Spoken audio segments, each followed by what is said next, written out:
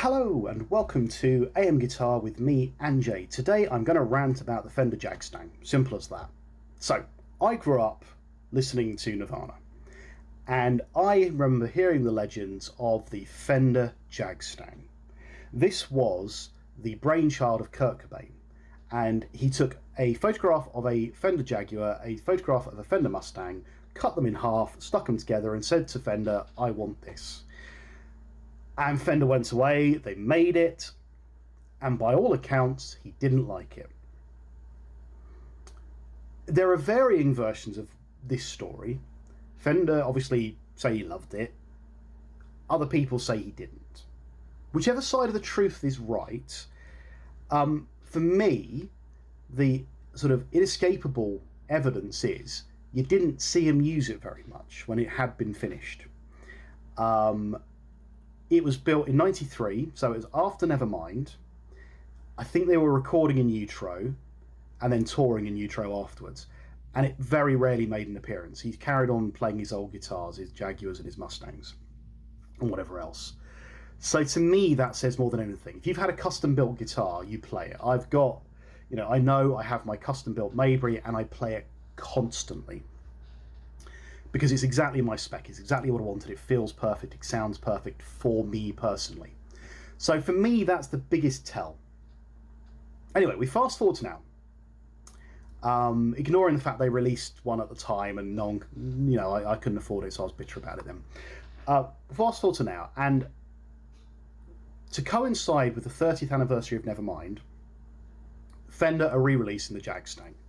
And when I saw the news, I thought, oh great, I wonder what they're going to do with this, because it makes a lot of sense to maybe produce a Mexican-made, lower-end, lower-price one to try and kind of get kids, give kind of kids coming into guitar who might be back into grunge and doing things like that, a guitar that they could really enjoy and get something from, that maybe had a little bit of heritage with the whole Kurt Cobain side of things, maybe had been tightened up and improved since the original stuff. So, in that £500 region, that low-end Mexican Fender, or maybe even a high-end classic vibe Squire or something. But no, what Fender have done is released a £1,200 guitar, which is American territory, not Mexican territory, and it is Mexican-made. £1,200 for a Mexican-made guitar.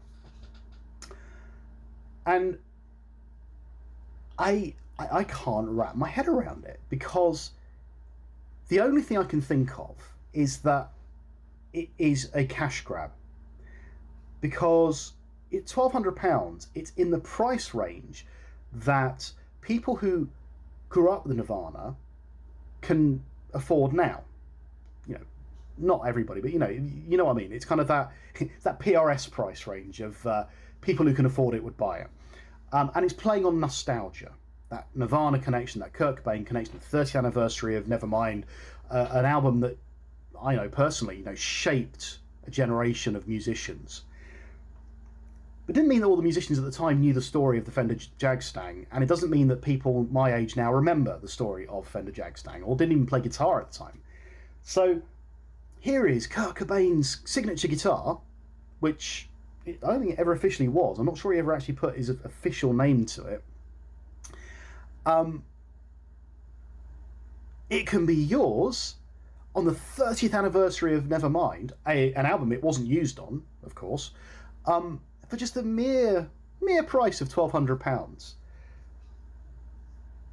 When Kurt Cobain himself was using second-hand Jaguars and Mustangs and smashing them up on stage, I'm kind of, I'm stuck. I'm disappointed, because I feel it should have been an affordable guitar for people who just want to get that grunge feel and something a bit different. Not £1,200 aimed at the likes of me who, remember Nirvana fondly and maybe would like a little bit of history. It just seems a bit silly to me.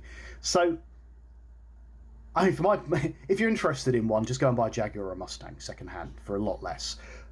But get in the comments, let me know what you think. Do you think it seems like a cynical cash grab? Does it make sense to you?